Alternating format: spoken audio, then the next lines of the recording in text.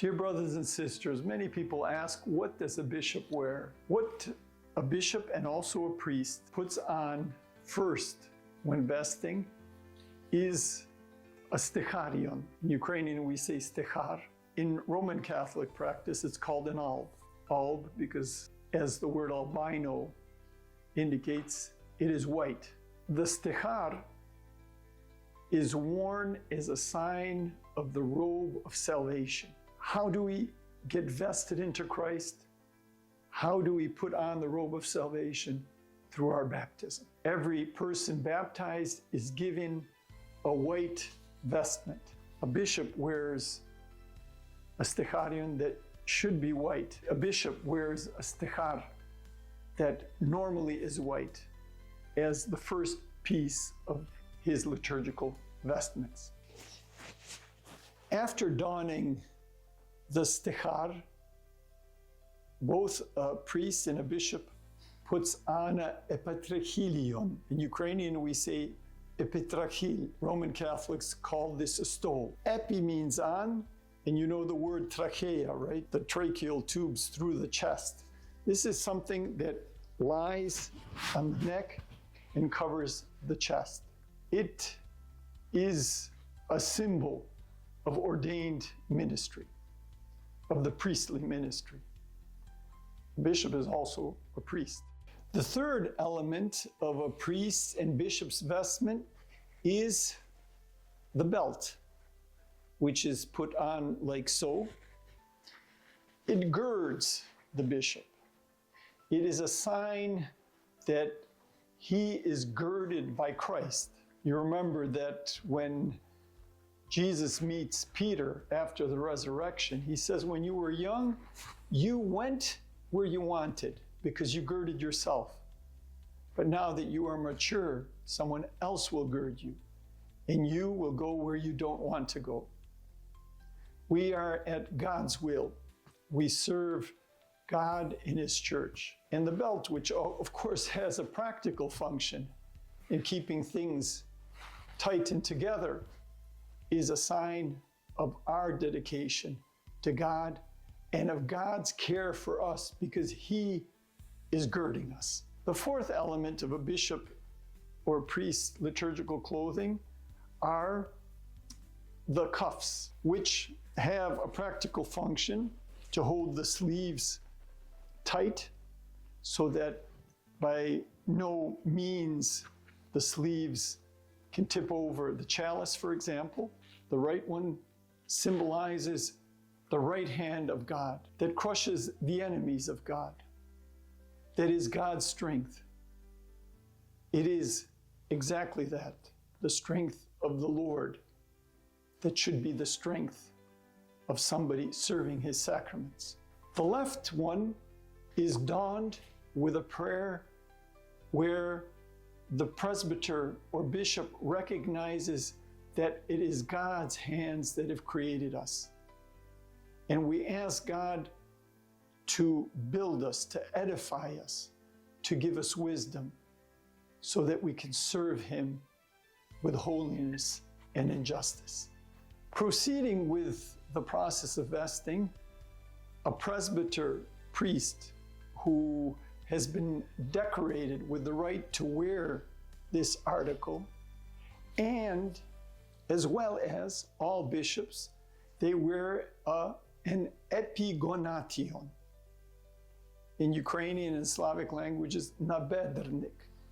It is something that is put on the hip. It represents a spiritual sword. The bishop is called to struggle against sin, first and foremost his own, but also to be clear in the fight against evil. There is a lot of evil that needs to be stood up to, and a bishop should have the strength, the courage, the wisdom, the holiness to stand up to evil and sin. The most visible part of a bishop's vestment is the sakos, the outer garment, which is worn by bishops. It actually has a genesis from the wardrobe of Byzantine emperors. First, just the patriarch, then leading archbishops, eventually all bishops in the Byzantine tradition came to wear this outer garment. It is adorned. It is a sign of the majesty of the service to which the bishop is called. He is a representative of Christ. In his humility, is called to serve beautifully, to bring the beauty of the Lord to the people of God. A very important part of a bishop's vestments in the Byzantine tradition is the omophorion. It is this piece of cloth that is folded around the bishop's shoulders, representing the sheep, the lamb carried by a good shepherd. In our church, in the Byzantine tradition, every bishop wears the omophorion. In the Latin tradition, something analogous, also representing the sheep, is worn only by archbishop metropolitans and the Pope of Rome. It is called the pallium. It normally should be white, representing the whiteness of a sheep. Like the omophorion carried with lightness and joy during the liturgy, so too a bishop should look for, find, if necessary, even carry all of his lambs forward into the kingdom. Upon the omophorion, upon the bishop's chest, are placed two pendant, symbolic, meaningful pieces. A cross, quite self-explanatory. We are called to carry the cross of Christ. The cross is the sign under which we prevail. The victory that we carry is God's victory, not our own. A victory won through sacrifice, through the shedding of his own blood. At the liturgy, we repeat that sacrifice. On the other side, covering one's heart, is the Mother of God. This article is called the Panagia, the All-Holy One, the All-Holy Mary, the Mother of God, who is our patroness, our protectress. She was the first to bring the body of the Lord into this world.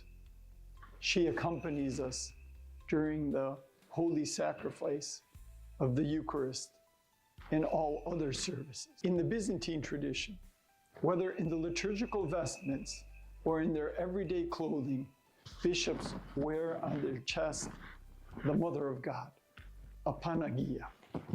And finally, dear brothers and sisters, the vesting of a bishop is completed with a crowning, a crown, a mitre. It is a sign that the bishop is to represent Christ. Christ is the King. Christ on this earth, giving us bishops an example, ordains us into a ministry of service. We are to serve in a beautiful way, recognizing and celebrating the glory of God, remembering always our sinfulness and our humility. The full vestments of a bishop are deeply symbolic. They are beautiful. They add to the glory of the liturgy. They reflect the glory of God. I hope that you will find this small explanation helpful. We have received these symbols from the depth of tradition, and we want to share them, make them meaningful, understandable. God bless you all.